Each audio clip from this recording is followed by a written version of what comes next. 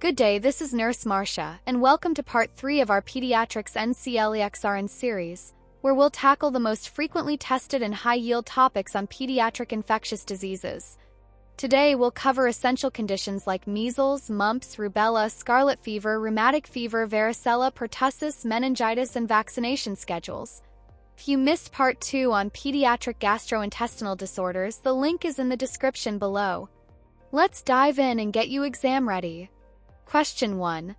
A child presents with a high fever, cough, coryza, conjunctivitis, and a maculopapular rash starting on the face and spreading to the trunk. What is the most likely diagnosis? A. Scarlet fever. B. Measles. C. Rubella. D. Chickenpox. Answer B. Measles. Rationale.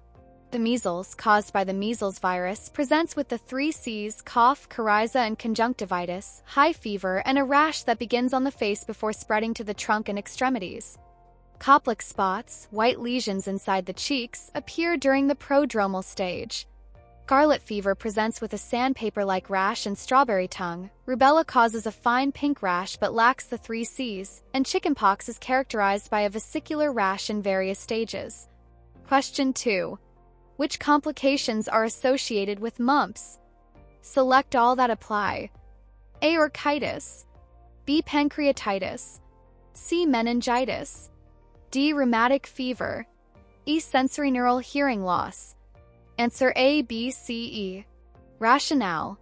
Mumps, caused by the mumps virus, primarily affects the salivary glands but can lead to severe complications, including orchitis, testicular inflammation, often in post-pubertal males. Pancreatitis, inflammation of the pancreas causing abdominal pain and elevated enzymes. Meningitis, a septic meningitis can occur when the virus infects the central nervous system. Sensorineural hearing loss. Rarely, mumps damages the cochlea, resulting in hearing loss. Rheumatic fever is unrelated and caused by untreated group streptococcal infections. Question 3. A 5-year-old is admitted with suspected rubella. Which symptom is most consistent with rubella? Complex spots. B. Parotid swelling. C. Suboccipital and posterior auricular lymphadenopathy. D. Strawberry tongue. Answer C. Suboccipital and posterior auricular lymphadenopathy. Rationale. Rubella, German measles, is a viral illness presenting with mild fever, a pink maculopapular rash, and characteristic lymphadenopathy behind the ears, posterior auricular, and at the base of the skull, suboccipital. Complex spots are specific to measles, parotid swelling is associated with mumps, and strawberry tongue occurs in scarlet fever. Question 4. Which vaccines are recommended for a 4-year-old child? Select all that apply. A. MMR. B. DTaP. C. Varicella. D. Hepatitis B. Influenza. Answer A, B, C, E. Rationale. 4 to 6 years, the following vaccines are recommended. MMR, measles, mumps, rubella booster dose to ensure continued protection. DTaP, diphtheria, tetanus, pertussis, the final dose in the primary series. Varicella, second dose for full immunity. Influenza, annual vaccination is essential to prevent seasonal flu. Hepatitis B is completed earlier in infancy by 18 months. Question 5. A 6-year-old with chickenpox is scratching the lesions. What complication is the nurse most concerned about? A. Encephalitis. B. Secondary bacterial infection. C. Rye syndrome. D. Hepatitis. Answer B. Secondary bacterial infection. Rationale. Scratching chickenpox, varicella lesions can lead to bacterial superinfection, often caused by Staphylococcus aureus or Streptococcus pyogenes. Signs include erythema, swelling, or pus around the lesions.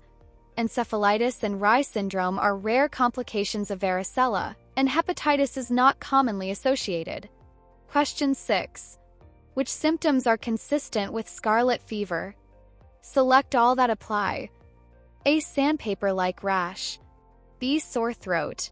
C. Complex spots. D. Strawberry tongue. E. Vesicular rash. Answer A, B, D. Rationale. Scarlet fever caused by group Streptococcus is characterized by sandpaper-like rash, a rough textured rash usually on the trunk. Sore throat. Streptococcal pharyngitis causes the fever and throat pain. Strawberry tongue. The inflamed tongue appears red and bumpy. Koplik spots are specific to measles, and vesicular rashes are seen in varicella. Question 7. What is the best way to prevent rheumatic fever in children? A. Avoiding exposure to sick contacts. B. Administering prophylactic aspirin during strep infections. C. Treating strep throat promptly with antibiotics. D. Ensuring annual influenza vaccination. Answer: C. Treating strep throat promptly with antibiotics. Rationale: rheumatic fever results from untreated or inadequately treated group streptococcal pharyngitis.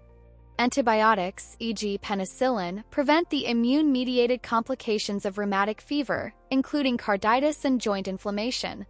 Aspirin is used only to manage inflammation in active rheumatic fever. Question 8. Which findings in a 3-month-old suggest bacterial meningitis? Select all that apply. A. Bulging fontanelle.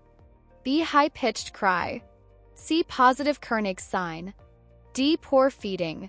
E. Generalized rash. Answer: A, B, D. Rationale: in infants, bacterial meningitis presents with bulging fontanelle. Increased intracranial pressure causes the soft spot to protrude. High-pitched cry indicates meningeal irritation or increased ICP. Poor feeding. Common in ill infants due to lethargy or discomfort. Positive Koenig's sign is difficult to assess in infants, and generalized rash is not specific to meningitis. Question 9. A 5-year-old child presents with suspected pertussis. Which symptom is most characteristic of the paroxysmal stage? A. Mild coughing and sneezing. B. Inspiratory whooping sound. C. Productive cough with sputum. D. Resolution of symptoms. Answer: B. Inspiratory whooping sound. Rationale: during the paroxysmal stage of pertussis, severe coughing fits are followed by a whooping sound on inspiration. Early catarrhal symptoms include mild coughing and sneezing, while resolution occurs in the convalescent stage. Question 10. Which actions should the nurse take when caring for a child with measles? Select all that apply. A. Place the child in a negative pressure room. B. Wear an N95 respirator while entering the room.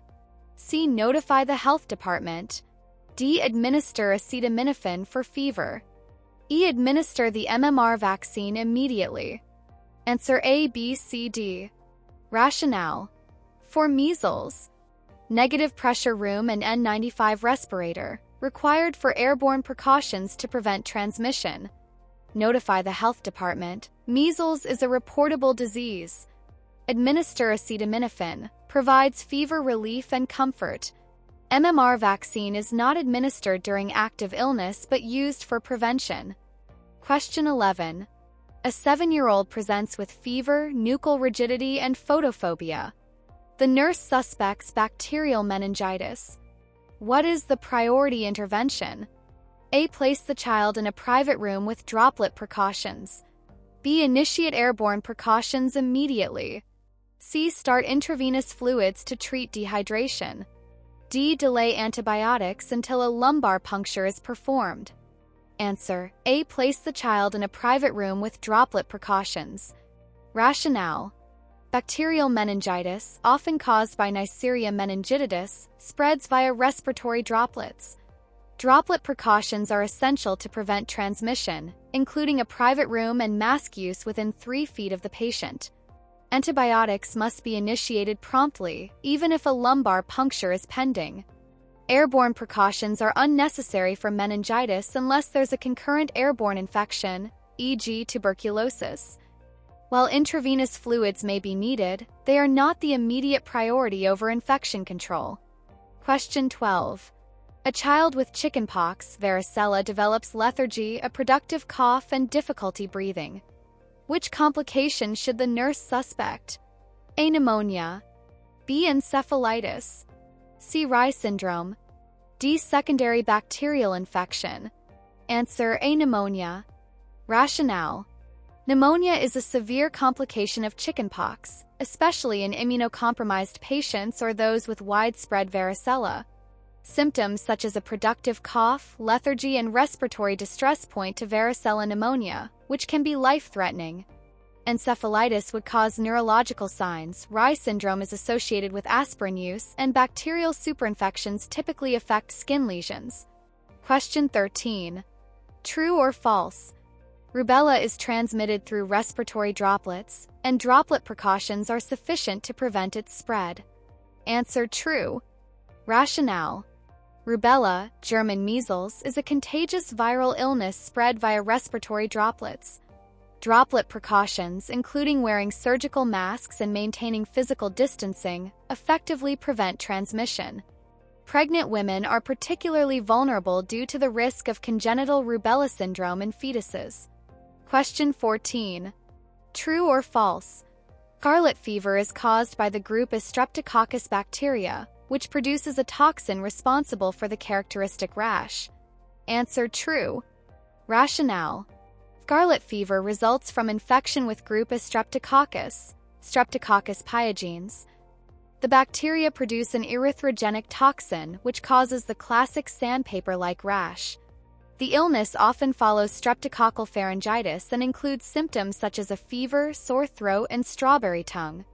Question 15. A 6-year-old presents with fever, conjunctivitis, and a rash starting behind the ears and spreading to the body.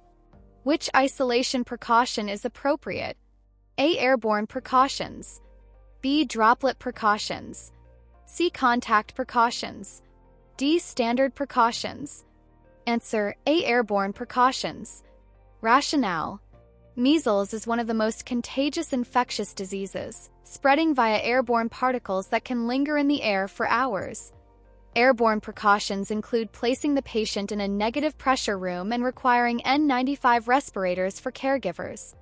Droplet precautions are insufficient for airborne pathogens. Question 16. Which complications can occur in children with pertussis? Select all that apply. A. Apnea. B. Subdural hematoma. C. Seizures. D. Pneumonia. E. Carditis. Answer A, B, C, D. Rationale: pertussis, whooping cough, caused by Bordetella pertussis, can lead to severe complications, particularly in young infants. These include apnea, episodes of stopped breathing due to hypoxia during coughing fits; subdural hematoma, caused by the force of violent coughing; seizures, resulting from hypoxia or severe infection; pneumonia, a common complication caused by secondary bacterial infections. Carditis is not a complication of pertussis. It is associated with rheumatic fever. Question 17. A 5-year-old child with bacterial meningitis is started on antibiotic therapy. What additional intervention is most appropriate? A. Place the child on seizure precautions. B. Restrict fluids to prevent cerebral edema. C. Start corticosteroid therapy to reduce fever. D. Monitor blood glucose closely. Answer A. Place the child on seizure precautions. Rationale: seizures are a common complication of bacterial meningitis, resulting from inflammation, increased intracranial pressure, or hypoglycemia. Placing the child on seizure precautions ensures safety if a seizure occurs. Corticosteroids are sometimes used to reduce neurological complications, not fever. Fluid restriction depends on the child's hydration status and risk of cerebral edema, and while glucose monitoring is important, seizure precautions take precedence. Question 18. A 6-year-old presents with chickenpox. Which interventions should the nurse implement? Select all that apply. A. Apply calamine lotion to soothe itching. B. Administer acetaminophen for fever control. C. Administer aspirin to relieve discomfort. D. Keep the child's fingernails short to prevent scratching. E. Educate the parents on post-exposure prophylaxis for siblings. Answer A, B, D, E. Rationale: management of chickenpox, varicella includes calamine lotion, relieves itching; acetaminophen, controls fever; Aspirin is contraindicated due to the risk of Rye syndrome. Short nails reduces the risk of bacterial superinfection from scratching.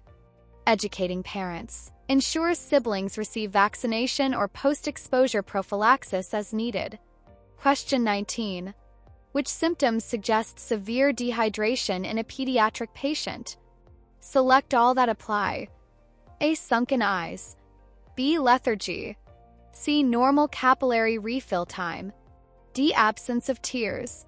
Prolonged capillary refill time. Answer A, B, D, E. Rationale. Severe dehydration presents with sunken eyes, reflects significant fluid loss. Lethargy indicates reduced perfusion and metabolic imbalances. Absence of tears, a hallmark sign in infants and young children. Prolonged capillary refill indicates poor perfusion due to hypovolemia. Normal capillary refill time is seen in mild dehydration, not severe cases. Question 20. A child diagnosed with rubella presents to the clinic. What is the priority teaching point for the parents? A. Avoid contact with pregnant women. B. Administer aspirin for fever. C. Monitor for signs of bacterial superinfection. D. Ensure the child receives the second dose of the MMR vaccine immediately. Answer A. Avoid contact with pregnant women. Rationale. Rubella poses a high risk to pregnant women, as it can cause congenital rubella syndrome, resulting in severe fetal anomalies, e.g., hearing loss, cardiac defects. Aspirin is contraindicated due to Rye syndrome risk. Bacterial superinfection is not a typical concern with rubella, and vaccination during active infection is inappropriate. Question 21. A 4-year-old child presents to the clinic for a well child check. Parent states the child missed the second dose of the varicella vaccine, which was scheduled at 4 years of age. What should the nurse do? A. Administer the second dose of the varicella vaccine. B. Inform the parent that the vaccine is no longer needed. C. Schedule a booster for 10 years of age. D. Administer a single MMRV vaccine to replace the missed dose. Answer A. Administer the second dose of the varicella vaccine. Rationale. The second dose of the varicella vaccine is due between 4 to 6 years of age to ensure long-term immunity. Missing this dose increases the child's risk of contracting varicella. Can still be administered at any time after the scheduled age. The MMRV, measles, mumps, rubella, varicella vaccine is not recommended for catch-up doses beyond the first series. Question 22. True or false? Children with pertussis should remain in isolation until they have completed 5 days of antibiotic therapy. Answer true. Rationale. Pertussis, whooping cough, is highly contagious during the catarrhal and paroxysmal stages. Isolation prevents spread, and patients remain contagious until they have completed at least 5 days of appropriate antibiotic therapy, e.g., azithromycin. Without antibiotics, isolation must continue for 21 days from symptom onset. Question 23. A 3-month-old infant presents with a fever, high-pitched cry, and bulging fontanelle. The nurse suspects bacterial meningitis. What is the most appropriate intervention? A. Perform a lumbar puncture immediately. B. Administer broad-spectrum antibiotics immediately. C. Initiate contact precautions to prevent infection spread. D. Administer antipyretics and observe for further symptoms.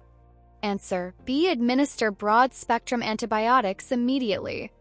Rationale. Bacterial meningitis is a medical emergency, and delaying antibiotic therapy for diagnostic tests like a lumbar puncture can worsen outcomes. Broad-spectrum antibiotics, e.g., ceftriaxone or vancomycin, are started immediately to target likely pathogens. Lumbar punctures are essential for diagnosis but should not delay treatment. Contact precautions are unnecessary unless a secondary pathogen requiring such precautions is suspected. Question 24.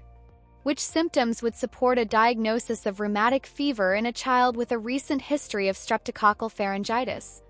Select all that apply. A. Migratory joint pain. B. Non-pruritic rash with a lacy appearance. C. New heart murmur. D. Subcutaneous nodules. E. Strawberry tongue. Answer A, C, D. Rationale. Rheumatic fever, a complication of untreated group A streptococcal pharyngitis, presents with migratory joint pain, polyarthritis, a hallmark feature often affecting large joints. New heart murmur, indicative of carditis, a major complication. Subcutaneous nodules, painless lumps under the skin seen in severe cases. The lacy rash described is associated with erythema infectiosum, fifth disease, not rheumatic fever. Strawberry tongue is linked to scarlet fever, not rheumatic fever. Question 25. A child with suspected measles has a high fever, cough, and a rash. Koplik spots are observed in the oral mucosa. What is the priority nursing action? A. Administer acetaminophen to reduce fever. B. Isolate the child under droplet precautions.